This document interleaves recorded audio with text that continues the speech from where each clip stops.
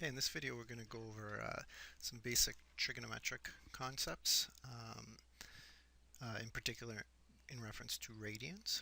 So we'll start with just our basic definition of our trig ratios. So this is something you would have done in grade 10, but now we're looking in radians. So if we have an angle between 0 and pi by 2, remember pi by 2 is 90 degrees. So what this means is if you have a right angle, then you define your basic trig ratios using a right angle triangle. So if theta is here, then you label the three sides.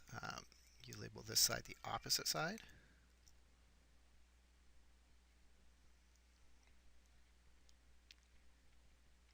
You label this side the adjacent side. This would be your right angle, and this side is called your hypotenuse.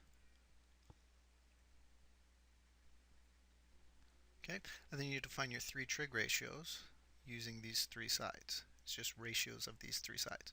So sine is defined as the opposite side divided by the hypotenuse.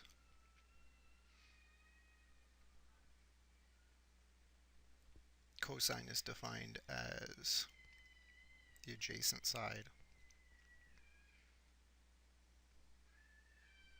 divided by the hypotenuse.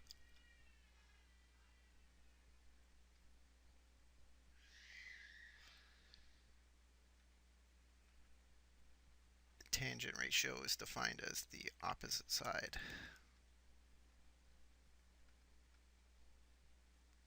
divided by the adjacent side. Okay, so those three ratios are we call those your basic trig ratios, and you just have to really remember. You got to figure out a way to memorize that. Sometimes you'll see the little mnemonic device, so ka toa.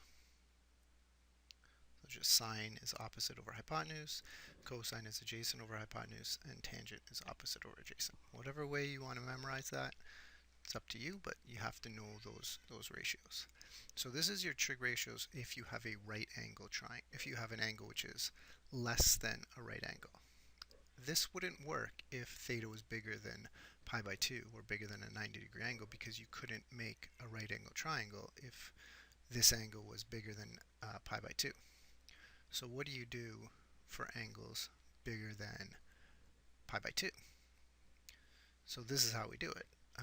For any angle, so in this case theta doesn't have to be acute, it could be bigger than pi by 2.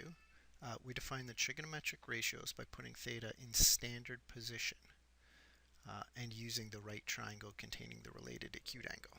So here's an example. So here, in this angle we have a obtuse, the way I've drawn it's obtuse, it's bigger than pi by 2. Okay, so we can't draw the right angle or get a right angle triangle using this angle. But if I consider my related acute angle, which is this angle here, then I can make a right angle triangle using that angle. Okay, and now I'm just going to define my trig ratios using this triangle over here. Just some points here. P is going to be any point on the terminal arm of theta. So P has the coordinates x and y, which means the height of this triangle is going to be the y coordinate, and the length here is going to be your x coordinate. The hypotenuse we'll define as r. So r, we'll sometimes call that the radius or just the length of the terminal arm. So let r squared equal x squared plus y squared. So r is just the length of this, which is the hypotenuse of that triangle. So now we can define our trig ratios using these x, y, and z. So sine theta, remember sine theta is opposite over hypotenuse. So I'm going to define it using this triangle, even though theta is over here. So if I use this triangle, the opposite side is y, and the hypotenuse is r. The cosine ratio would be the adjacent side over the hypotenuse, which would be x over r. And the tangent ratio is the opposite over the adjacent side, which would be y over x. Okay, so that's your trig ratios for any angle theta.